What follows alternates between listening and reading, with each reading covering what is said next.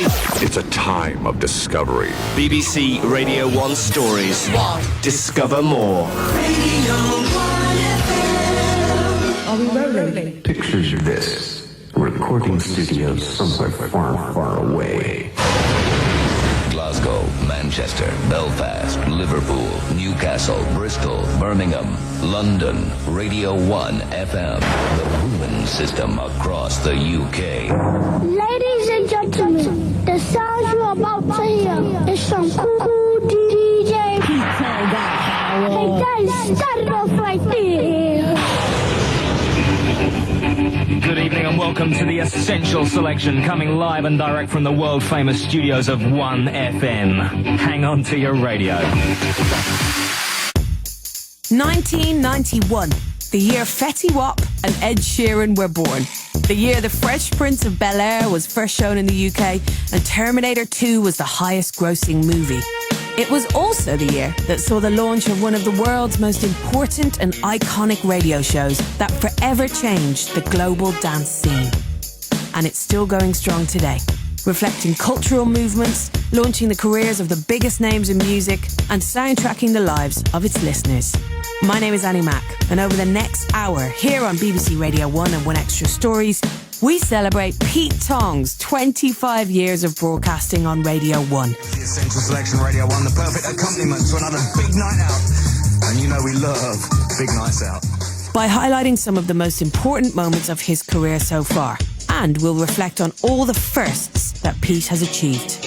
From the very first dedicated dance music show, to the launch of the first UK mix show, to the first Ibiza broadcast, and the first plays of some iconic tracks.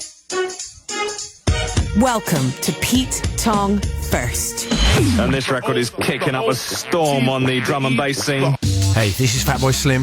It's Martin Garrix. Hi, this is Calvin Harris. This is Phil Hartnell from Orbital. Hi, I'm Simon. This is Felix from Basement Jacks. Welcome to tonight's Essential Mix with me, Pete Tong. Not that I have to do a lot this evening. Neil Barnes from Leftfield here. I think Pete's a great DJ. Hello Pete, Liam Prodigy here. I put him in the same category as people like MC Grinder and DJ Beats. I mean, he's really that good. Holding the mic like a lightsaber. And there's still more to come on the Essential Selection. Hi, it's David Guetta. I feel like Pete Tong was here forever. I started to listen to his shows. Internet didn't exist. I would listen to his show sometimes on cassettes that people would bring me from the UK. This is how long he's been in the game. This is everything. I've got so many great memories of Pete. Playing back to back with him, the number of times we've done it has always been special. But my favourite time is definitely when we shared a spotty dick together at a very famous London eatery. And he paid for it. Hey, it's Martin Garrix. When I met Pete for the first time, we were booked at the same festival. I know exactly how his voice sounded before I even met him in real life, so that's kind of funny. It was really cool meeting him and meeting the man behind the music, the man behind the voice. Hi, this is Calvin Harris. My first memory of Pete, it sounds strange now, but I used to record his show on a cassette because without internet access, I couldn't find any other way to listen to this music, and the records that he played shaped my entire taste.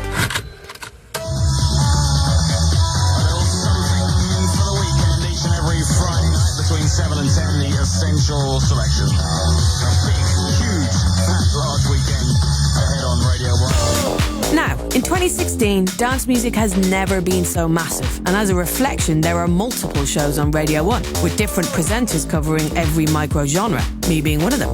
But what was dance culture in the UK like before there was a dance show on Radio 1? What was happening in the late 80s and early 90s inside the clubs and on the dance floors? Here's a man who was there, the legend that is Carl Hyde.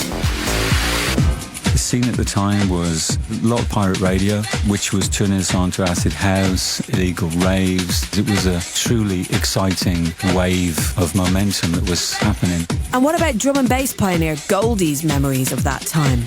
Just watching people on top of podiums with their shirts off, just going for it with a laser, thinking, what is this? It's just... And it was like an urban jungle. It wasn't about the words of any record then. It was just about this sound that was coming out. Back to Carl Hyde. What was interesting was that, of course, there was pirate radio stations, but they were very site-specific. Until Pete came, there wasn't a national home for the scene. Set your system's volume control for slightly above the normal listening level.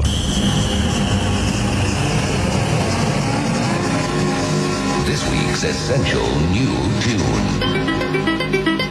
All I can say is this is the people's choice. Sometimes I feel like throwing my hands up in the air. I know I can count on you. Sometimes I feel like saying, Lord, I just don't care. But you got the love I need to see me through. Sometimes it seems the going is just too rough. And things go wrong no matter what I do. Now and then I feel like life is just too much. But you got the love I need to see me through. When food is gone, you are my daily need. When friends are gone, I know my Savior's love is real. Your love is real. Sometimes I feel like throwing my hands up in the air. I know I can count on you. Sometimes I feel like saying, Lord, I just don't care. But you got the love I need to see me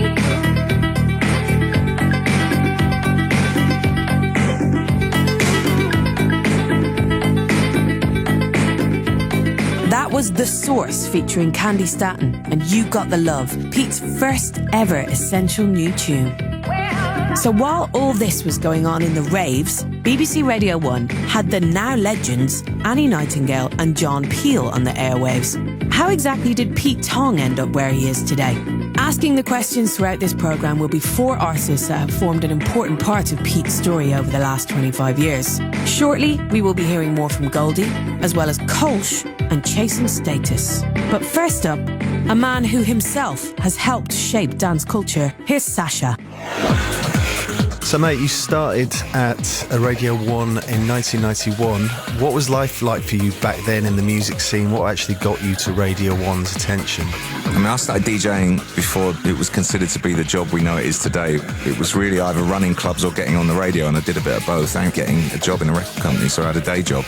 We'd been through that kind of rave era, and 91 was really the beginning of the calming down and legalisation of everything we were doing. So it was the year that Ministry of Sound and Cream was opening then, and it was a time when every city in the UK had its own major house music club. On the radio side, I'd gone from pirate radio to legal radio and had got a job on the London station.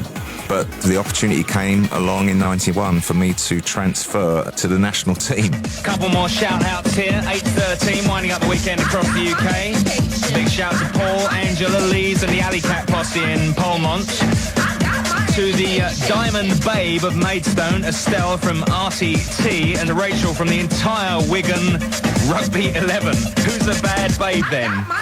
You wouldn't believe the things I get sent here. It was an incredible time because no one had ever really spoken to that audience that had been building up from the late 80s through to 1991, and kind of pulling the whole nation together and being able to talk to that clubbing fraternity was incredible. Yeah, there was a lot of local radio stations. You know, hearing it on the national radio was quite a big moment for the scene, I think. You're locked to the Essential Selection, 1FM's brand new dance show, devastating your radio for the next 2.5 hours. This is Pete Tong, your host for the proceedings, with a mountain of the hot stuff to plough through before 10 tonight. Stand by for this week's essential new tune at just after 8, the people's choice this week. Pump it up.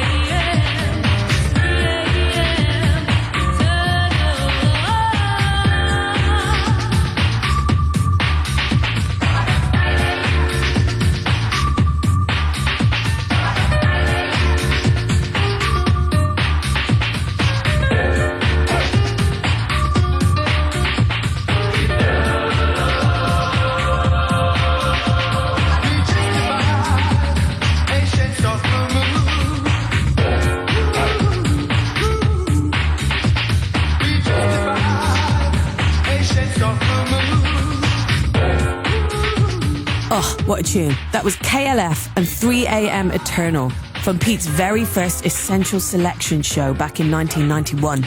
This is Annie Mac. You're listening to Pete Tong First.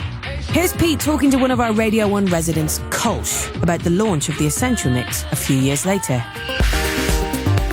I still remember the first day I came to Radio 1, obviously on a Friday, and the memory that sticks in my head is that everyone was leaving the building as I was arriving. They were all going down the pub. And it really felt like they were handing the keys to the building to me. It's like, go upstairs, see your producer, and we'll be listening. Don't mess up. But, you know, I was on earlier then. I think I started at 6 when I started, but they were already at the pub. I shouldn't say that, should I? Talking about Essential Mix, the first one is 93. Where did it come from? I mean, at the time, I remember that it wasn't really a thing that you would think of. You'd hear it at the club, but not really on the radio in the same way. So what it was for me, actually, it was through the 80s. My kind of day job was being involved in the record business and starting my own label and stuff like that. And I was lucky in the 80s to start being sent to New York on a regular basis. You know, as I had been from a kid, I was obsessed by radio. I used to listen, you know, I used to sit in my bedroom recording Tony Prince. The rhythm of nightlife in Great Britain. Hey, good evening, everybody. This is your royal ruler, Tony Prince. Radio Luxembourg. The magic of radio, how these guys like found this music and how they put it all together. Then I went to New York and I was sitting in hotel rooms in New York where they had mixed radio. DJ Disciple rocking on with the underground house music that you like to hear as we continue in the mix. It was layered and it was complex, but it was intoxicating. I wanted that. I always wanted to bring a mix show to radio, so I wasn't able to do it straight away in 1991. It was weird to think that still by 93, Radio 1 didn't have a mix show, and we had to change that.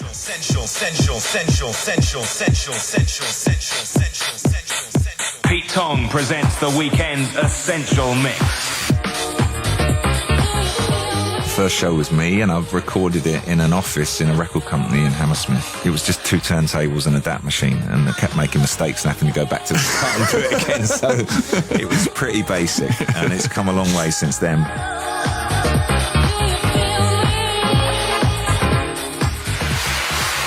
Make some noise for At the end of the 90s, we had Carl was a resident, I remember, on the show, so he would crop up. He actually did our 1999 extravaganza where he travelled around the world in different time zones. Hey everyone, this is Carl Cox. The set that I played at the turn of the century, the Millennium, from Sydney, and 12 hours later in Hawaii, I had to really think about every single record that I played. It was all vinyl and my hands were shaking on every single tune that I was playing. And then when 12 o'clock struck, everyone was just so happy to see the turn of the century right there at Bondi Beach. But the party didn't stop for me right there. I went to the airport to get my flight over to Hawaii and go back in time to 1999 and do the whole thing all over again at 12 o'clock in Hawaii. This is BBC. BBC Radio 1 Stories. Discover more. The Essential Mix has always been about those big moments, but also about giving the most exciting artists of the time 2 hours to showcase what they can do. Over the years, it's been taken on by some of the biggest and baddest names on the electronic scene, including these guys. Hi, this is Felix from Basement Jaxx. Hi, I'm Simon from Basement Jaxx. The first encounter I remember with Pete Tong, I remember we were asked to play the Essential Mix, which we're really chuffed about. Everyone listened to his show, and doing the Essential Mix was a chance to show what we were about. That was kind of like a breakthrough moment for us. Hi, it's Paul Oakenfold. The Essential Mix is very special to me. I've done a lot. Welcome to tonight's Essential Mix. I'm Pete Tong, and tonight we take you on a bit of a fantastic voyage as Paul Oakenfold presents our Goa Mix.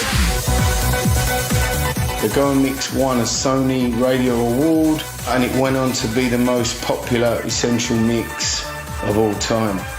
Think of pretty much any well-known dance music name, and they will have done at least one Essential Mix. Calvin Harris, Faithless, DJ EZ, David Guetta. The list really does go on. One of the most groundbreaking, though, was Goldie's Essential Mix of 1996. Do you remember that moment of actually putting that together? I put it together and it was all my favourite dark and light records. It was a really good chance for me to really try and experiment a little bit with my guilty pleasures, if you like, of drum and bass music. The whole Essential Mix for me, it went global. for the first time. I get cited by people going, the Essential Mix is my first experience with electronic music. I didn't get the album, I got it after. Yeah. I went back and got Timeless because I listened to the Essential Mix.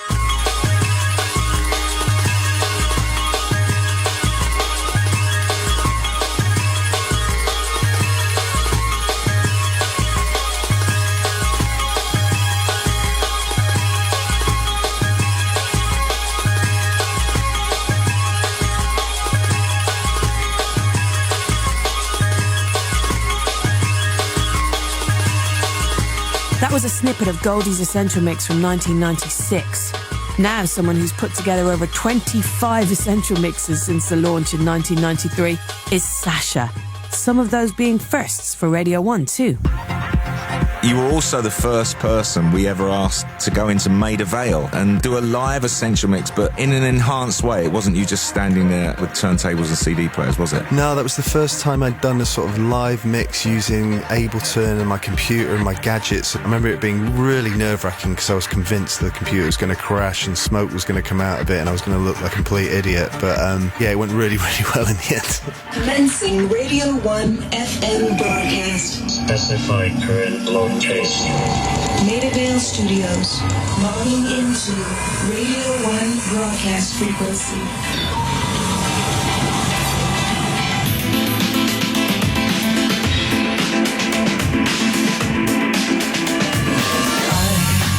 I ain't no number.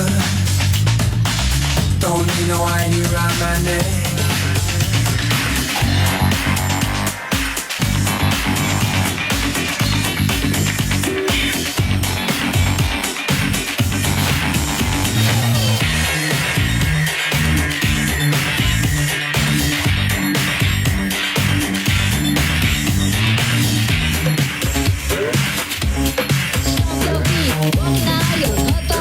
Makes me feel this something kind of shock.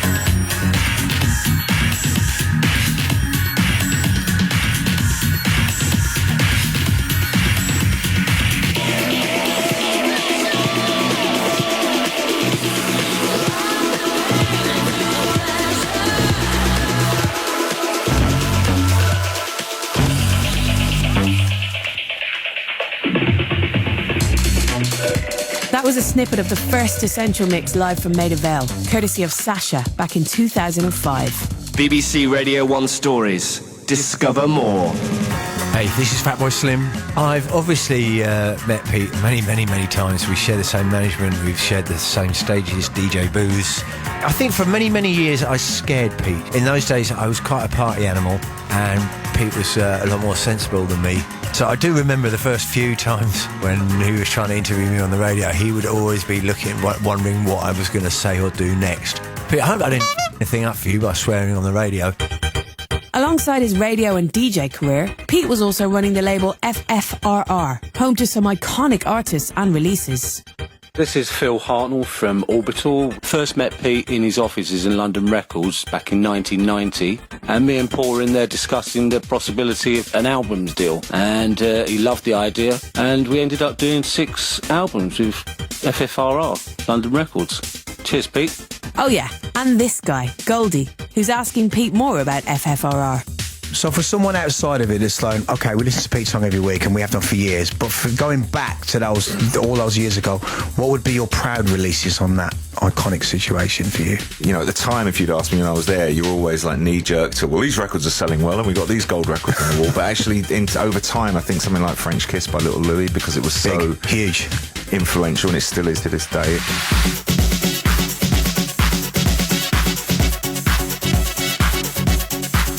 And obviously Salt and Pepper as well, because it was just taking something like that from an American label, then blowing it up internationally, and then actually we signed it back in America and they got a Grammy. Salt and pepper's here and we're in effect. Want you to push it back. Cooling my daily bed at night.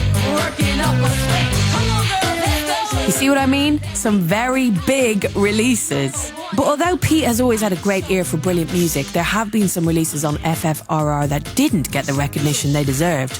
One of the most iconic releases ever on FFRR was Goldie's 1995 album Timeless, a true classic to this day. I think obviously blowing smoke up your backside, I think Timeless was obviously a pretty important release, although, you know, it never did become the multi-million seller we thought it would or win Mercury prizes. Do you remember our first meeting? All I remember is the dog. I remember pulling up in the car park and marching in there with Massive and opening the door and the dog sat on the chair. I don't know, I grew up with Alsatians and everything, but your dog was particularly fierce looking. There was this air of you dare touch your phone or look through your diary. Because you said, I'm going to play this music. You didn't warn me at the start of playing this track that it was going to be 20 minutes long. There was no way I was going to be looking at the posters on my wall. I had to listen to this piece of music. Fortunately, it was quite good. Come to me in those open arms is where I want to be. Living free. I need to be in your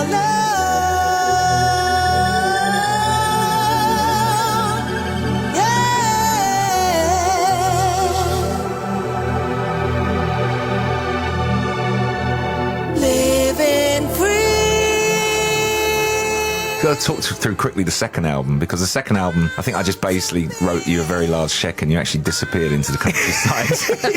Basically, though, the thing was, you were becoming such a face in London at that time. Couldn't get you to pay attention to anything, so we sent you off into the countryside with a bag of money, and basically you never came back. Yeah, that's what happened.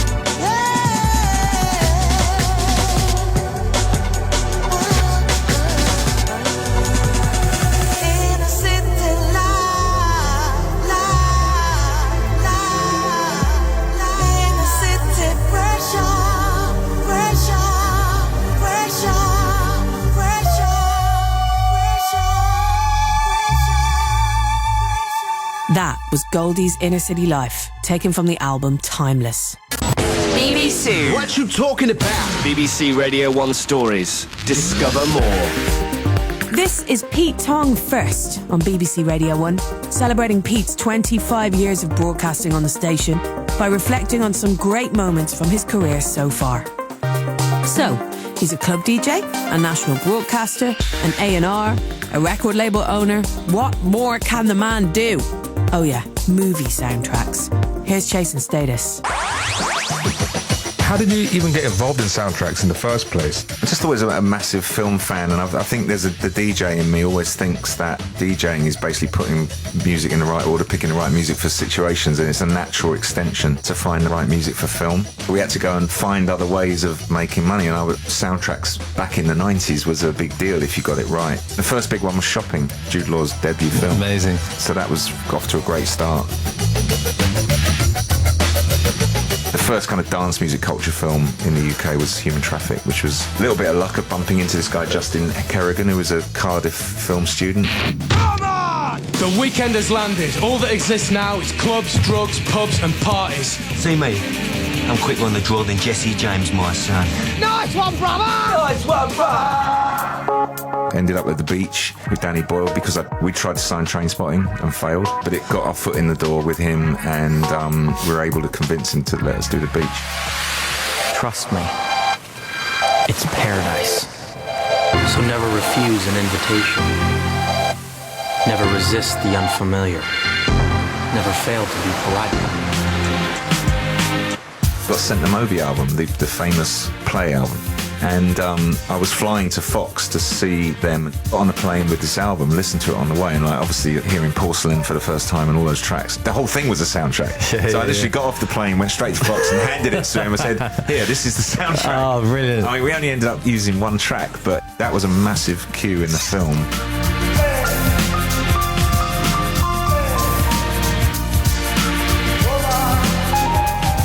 We've worked together on a few. Yeah. Well, one in particular, Pete, and that was the Harry Brown soundtrack in 2009, which was a big moment for us in our career, and that's largely down to a phone call from you. Kind of weird coincidence, actually. Yeah, it was the attitude of this film was so grey, dark. Yeah, it's hardcore. And obviously Ben Drew was in it as Plan B, but I had no inkling that he was working with you. But I did think that your sound would suit, so I made the phone call to you guys and said I've got looking for the end credits. It got sent across, and it was called End Credits. But that was the title. That was the title. Which is just so bizarre. With Plan B, yeah. Yeah, it was so exciting. We're going to the editing suite with the director, just seeing him drop that in, that scene where Michael Caine walks out down that path. And the guitar just that we've got our ending, it's like it ticked every single box. When the blood dries in my veins and my heart feels no more pain, I know I'll be on my way to heaven's door.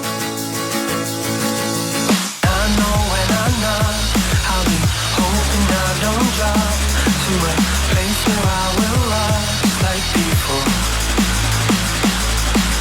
I know when I'm not, I'll be hoping I don't drop to a place where I will rise like before.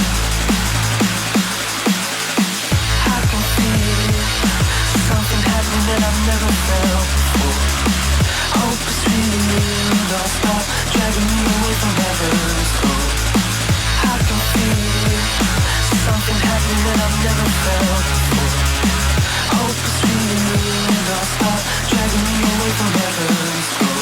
When my mind stops blinking and my eyes stop blinking, I hope somebody's there.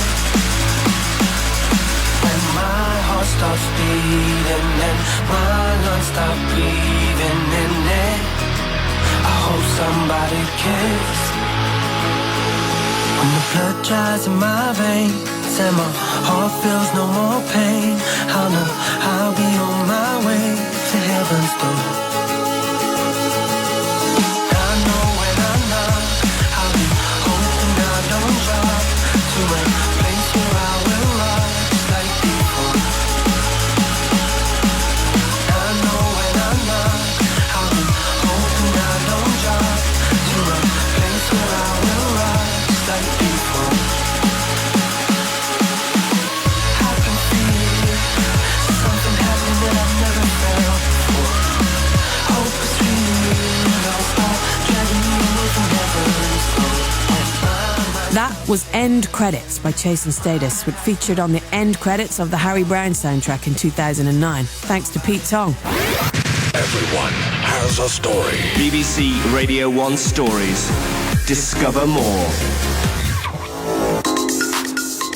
Pete has also been responsible for an event that has been a huge part of Radio 1 history over the last 20 years. Of course, we are talking about our annual pilgrimage to Ibiza. Here's Kclsz again, a man who has featured on many an Ibizan lineup, including Radio 1's 2016 event from Ushuaia.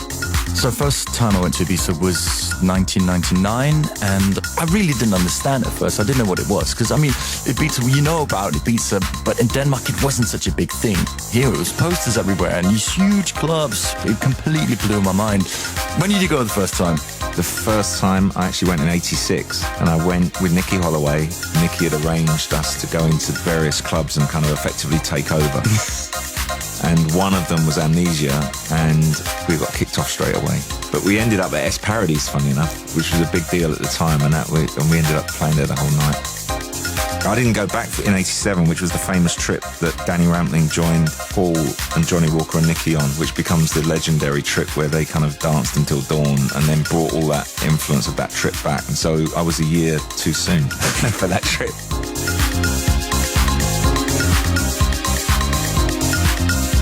This song is from my heart. But once I went back in '91, I went to play for Manumission, and I've been back every year since. Welcome to the sunny Isle of Ibiza. Third night running for Radio 1. We're on a bit of a dirty weekend, what do you say? Live in the mix through till 4 in the morning in the UK, 5 here in Spain. We're just warming up here. Welcome, welcome. Told this story many times, but we always try and make everything safe with the BBC. We decided we were going to broadcast the show from there, and I'd been on the radio 4 years by then. We weren't sure whether we were going to get 10 people or 15 people, and about 1,000 people turned up, and we had so many people in the Café del Mar, we broke the windows. They actually cracked. Here's Pete and Sasha. The other big dimension was so important for, I think, Radio 1 really getting involved in dance culture was being able to take the Essential Mix out to live venues. But when we went to Ibiza, I believe job of doing the first ever live broadcast from Ibiza in Amnesia was you. I think it was, yeah. I just seem to remember realising at the time how big a deal that was, that Radio 1 was coming to Ibiza to do this live broadcast. I remember being caught up in the feeling of this is a massive moment, this, and I remember the club being absolutely packed. So, over now to Pete Tong, bringing you the Essential Mix live from Amnesia in Ibiza. Essential. The Radio 1 Ibiza experience continues. Welcome to Amnesia tonight. As you can hear, the crowd are in full voice.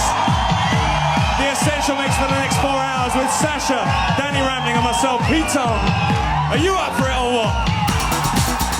I get asked this question all the time. I'm so happy I'm asking it of you this time. But you've recently moved there, so how has the island changed from 1990 to 2016? Clubbing-wise, the whole kind of high-end VIP thing has really kind of taken over. You know, it was very sad to see space go. It all seems so innocent and fun now when you look back at what we were doing back then. And I remember walking into Koo and it just being full of weird and wonderful people, transvestites and people with statues. And I felt like a very white, spotty northerner and in that club, and I felt like I stuck out a mile there. Really, it was just such an eclectic crowd of people there back then. Crazy crowds and late nights, Radio 1 in Ibiza has made some very happy memories, as well as broadcasting some of the biggest DJ and live sets over the years, like this one. Now, it's been an amazing summer already, but there's one particular group of people who are having an amazing year. One of the most sensational nights in Ibiza. One of them came and did this show with me last year. He had such a good time, we insisted he come back with his mates. There's 2 other mates, they're all from Sweden. Axwell, Sebastian Ingrosso, Steve Angelo, and the Swedish House Mafia. Make some noise!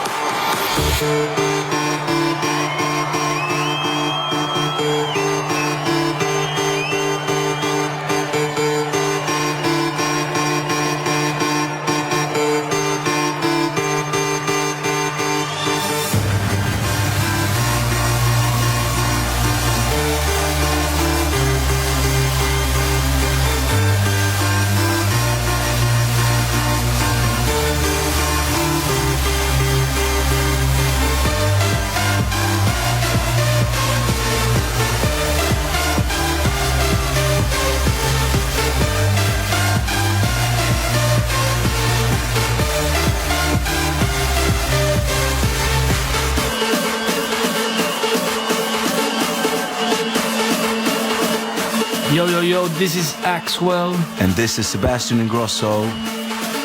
Well, I remember I listened to Radio 1, Pete's show in Ibiza, and I always, that was my dream to play. And I remember I was going to play at Cafe Mambo before Carl Cox, and I was so nervous that I almost died, but it was a day I will never forget. This is Carl Cox. Ibiza really will always be special to me based on what we all created. And of course, Space, which is now finished after 27 years, will always leave a very special memory in my heart forever. Hi, it's David Guetta. It's always great to play for Radio 1 in Ibiza. First because it's Radio 1, and second because Ibiza really feels like home for me, so I'm happy to support a radio that's been so supportive to me. And at the same time, playing in Ibiza for me is always a lot of fun.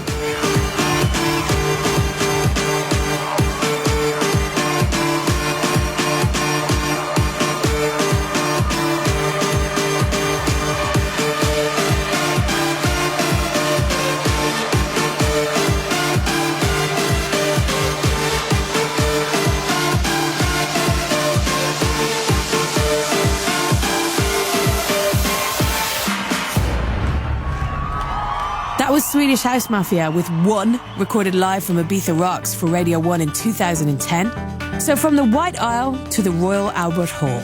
In 2015, Pete curated Radio 1's Ibiza Prom, working with Jules Buckley and the Heritage Orchestra on reversioning some classic Ibiza tracks into an amazing live performance. Talking about the Ibiza Prom with Pete is Goldie, who previously worked with Jules and the Heritage Orchestra on a very special reversion of his album Timeless. The Ibiza Proms for you. My first feeling of hearing it come alive in rehearsal. It is an experience, isn't it? Radio 1 were approached to curate a prom, and then Radio 1 asked me if I'd be interested, and kind of jumped at the chance. But I built the track listing, the order. Jules, so he had 22 tracks, and he had to write 65 parts for the players on sheet music. It wasn't until the day before, and you hear for the first time them 65 players fire up, and you hear Right Here, Right Now by Fatboy Slim, and you go, wow. Hey, this is Fatboy Slim. I was immensely excited when I heard the BBC Proms. I was gigging in Italy. All of a sudden my phone just started going ping, ping, ping, with people texting me going, have you heard the Proms? I got like 20 texts from people, all just going, you've got to listen to this orchestra playing right here, right now. I was moved. I actually got goosebumps hearing the tune in that environment with that kind of arrangement.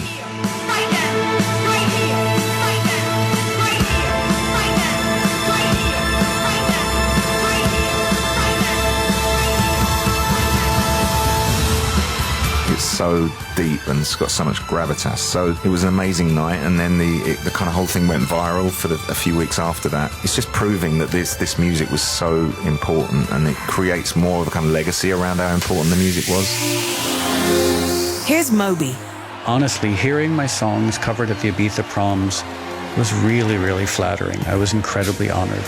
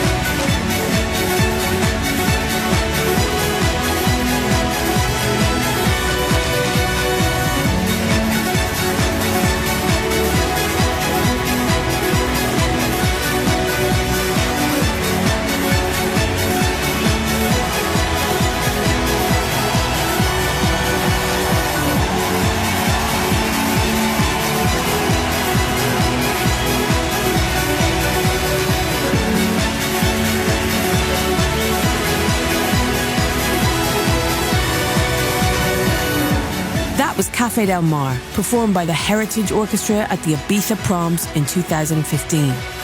I was there in a booth, and I've never seen anything like that atmosphere at the Royal Albert Hall. Green lasers, not one person sat down, the warmth and the power of those strings. It was really an unforgettable evening. You are listening to BBC Radio 1 Stories. Discover more. Here we go! This is Pete Tong first on BBC Radio 1, celebrating and recapping his 25 years on Radio 1. Here's Sasha.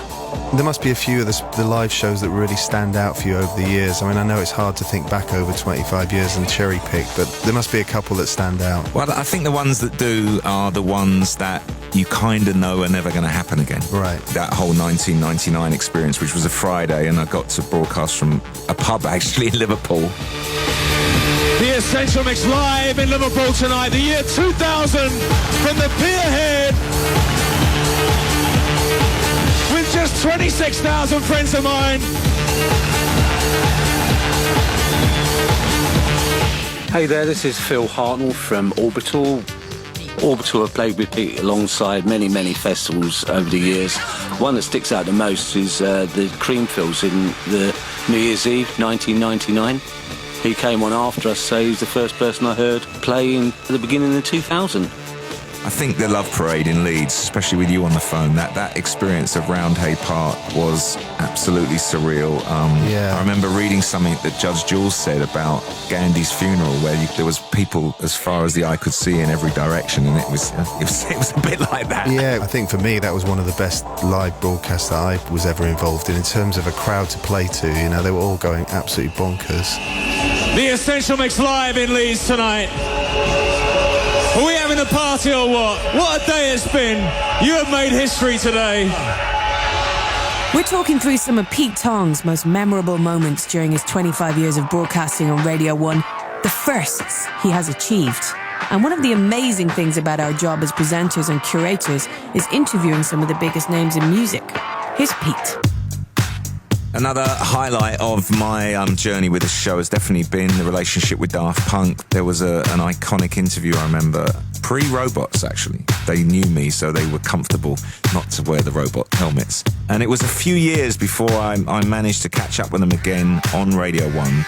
I was actually one of a small handful, maybe just a couple of fingers, in fact, of people that were invited to actually get an interview with them. And I went out to Coachella in April 2013 to their secret location, their secret house in Palm Desert, and sat down with them and had this chat.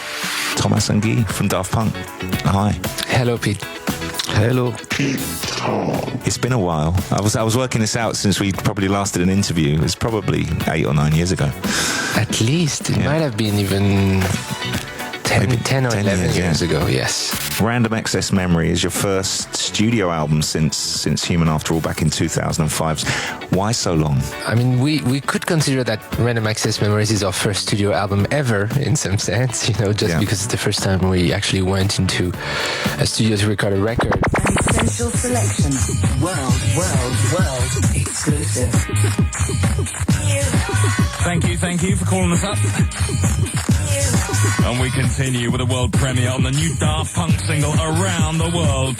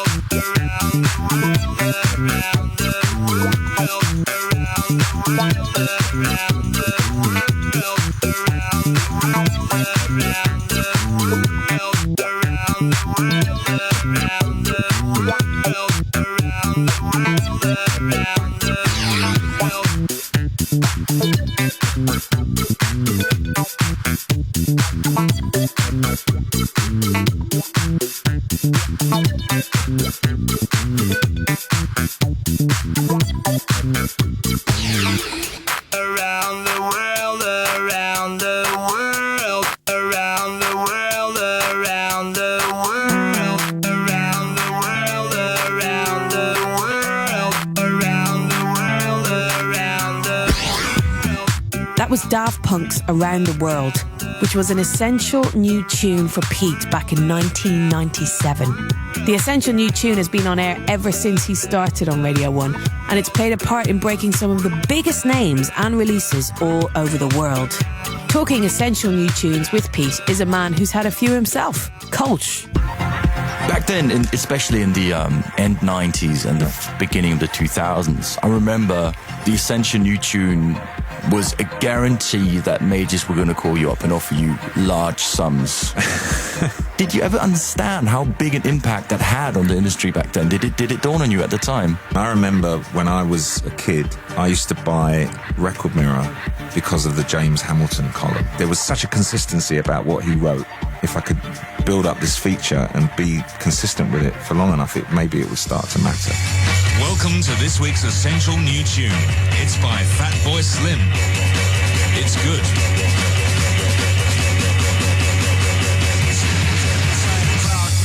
It was really after the fact that we've been doing it for a few years that it really started to matter in terms of the wider industry, and record companies started to really hit you up. It was as simple as that. What was the biggest bribe you've been offered? We've been so straight-laced about it. I can't actually think of one. Too bad. Back after a very long gap indeed. Faithless. What is a DJ is this week's Essential New Tune.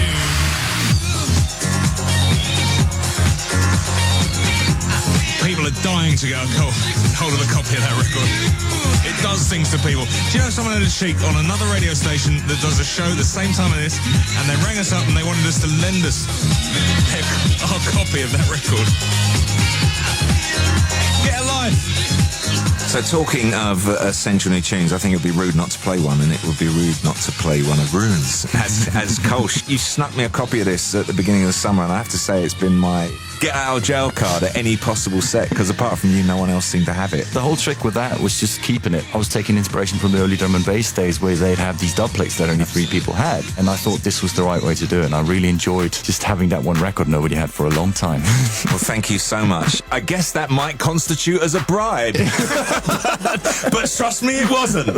It was just a big tune that he didn't want on the radio yet. Here's Grey.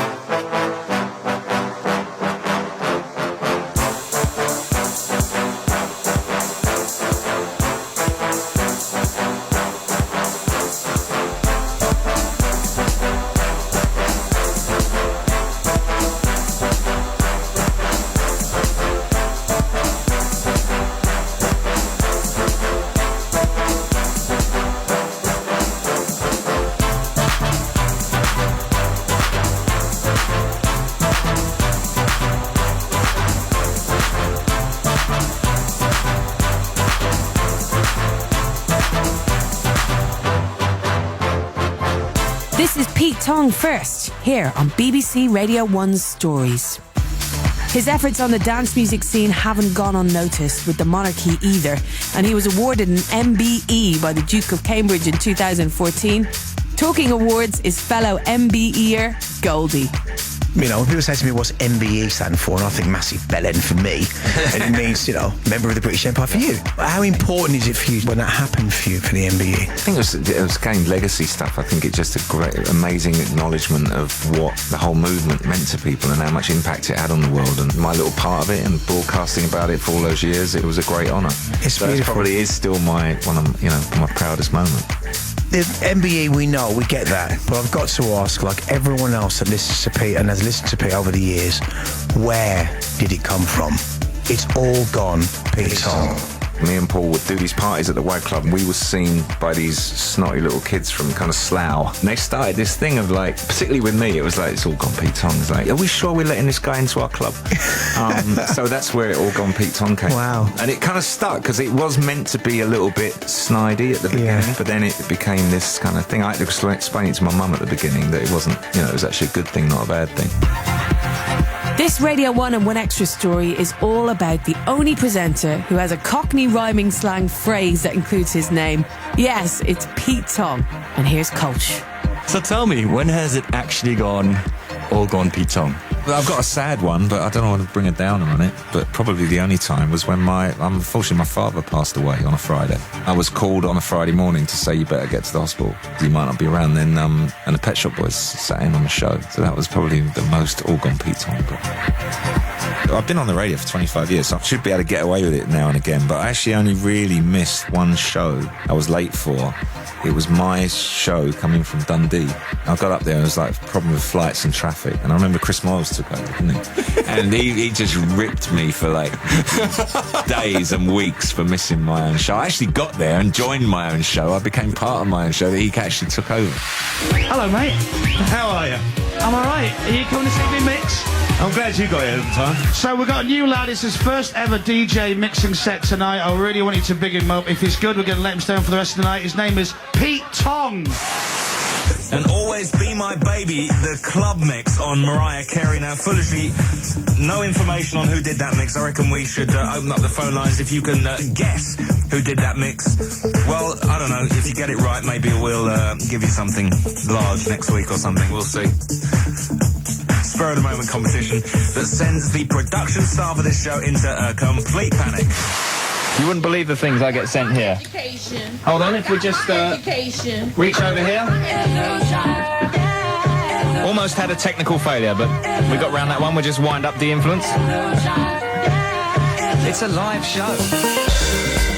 So even for a pro like Pete, things can still get a bit hairy in a live studio. Here's Sasha.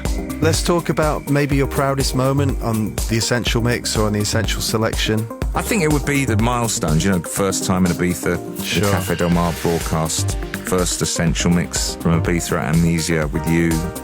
I mean, we talked about a couple of, being on the radio in 1999 and broadcasting from Liverpool was really special, doing it from a pub with a great crowd around me and a whole kind of family of Liverpool madness. I think the Love Parade definitely, because, it won't happen again like that. First day I came to Radio 1, Yeah. Being here to celebrate 20 years and God forbid 25 years. So just the journey, it's been a crazy, crazy journey.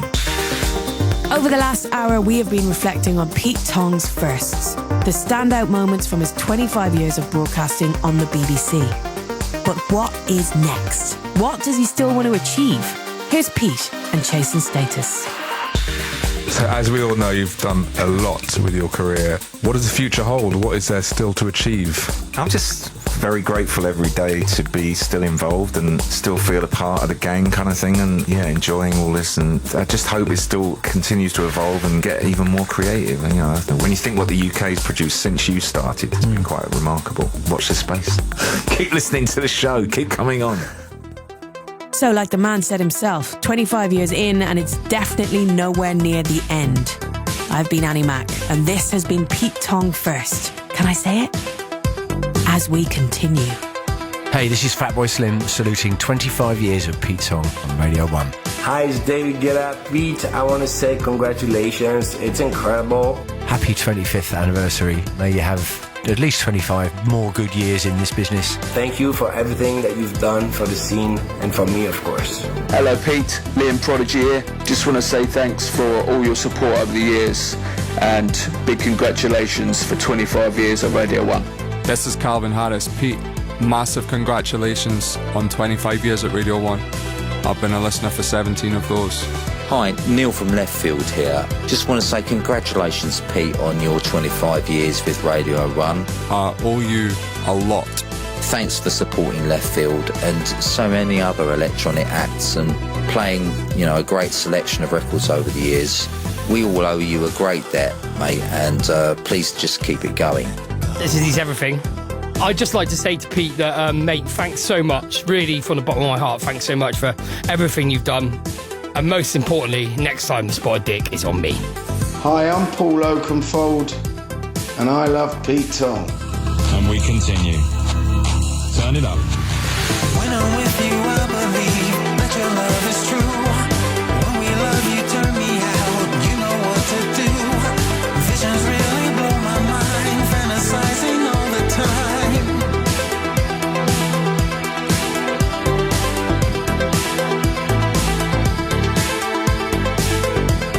Brilliantness, and don't forget you can download this show and listen to it for the next month as you wish. Just look for Pete Tong first, the BBC iPlayer radio app.